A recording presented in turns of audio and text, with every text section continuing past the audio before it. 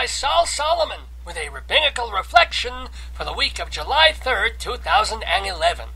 Yes, we are approaching the 235th birthday of the United States of America, the worst, most corrupt country in the world, except for every other country in the world.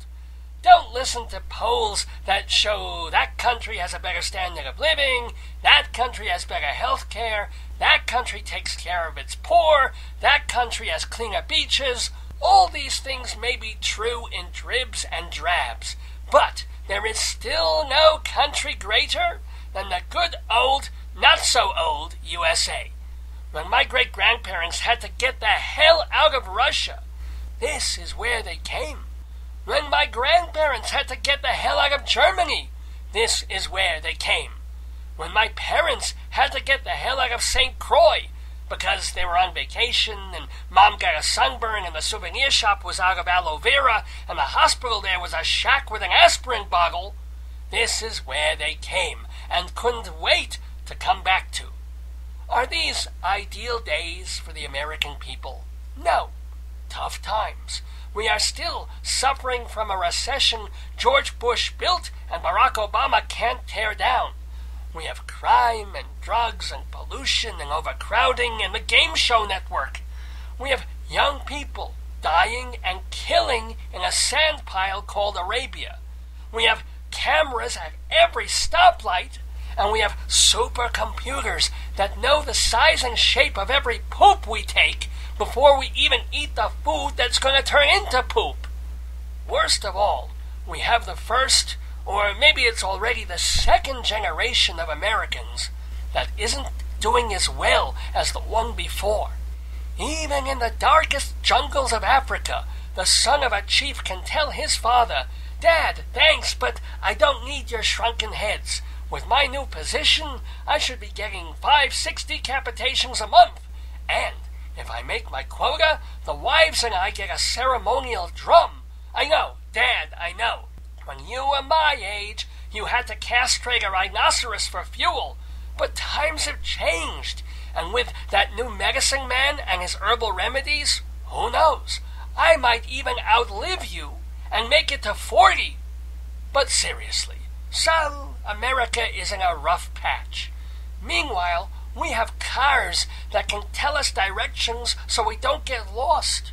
We have iPods that put more music on a chip than a man 100 years ago would have heard in 100 years. Just a week ago, we passed a law in New York where two people of the same sex can finally marry each other instead of getting stoned by a mob. And pretty soon in Colorado, it'll be legal to get stoned in a mob. Not everything gets better, but before you go all nostalgic for the America of yesteryear, answer me this. Which would you rather have?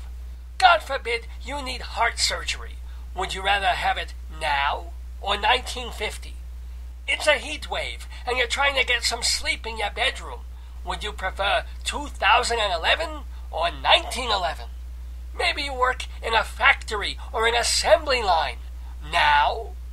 Then. Or maybe you came in late and missed your favorite show on TV. Instant gratification on your cable box? Or 1970? You're trying to sell your house today or last year. So you see, even in the worst of times, we usually have the best of times. Think of that as we head into, God help us, election season. Out will come all sorts of garbage, back and forth, right and left, all of it boiling down to one side saying, we're doing our best and hope to do better, and the other side saying, your best isn't good enough and it couldn't be worse. As the mud is being flung and the bull is being shoveled, just remember, 2.5 centuries ago, we belonged to another country. We bowed to a king, and we paid taxes to our government building roads and schools 3,000 miles away.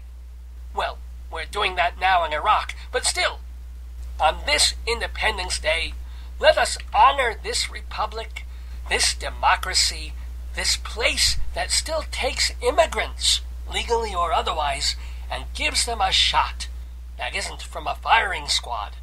On this July 4th, as I stand at my barbecue and press my Hebrew nationals into the happy hot dog man, I look over one backyard fence, and there's the O'Malleys, drunk.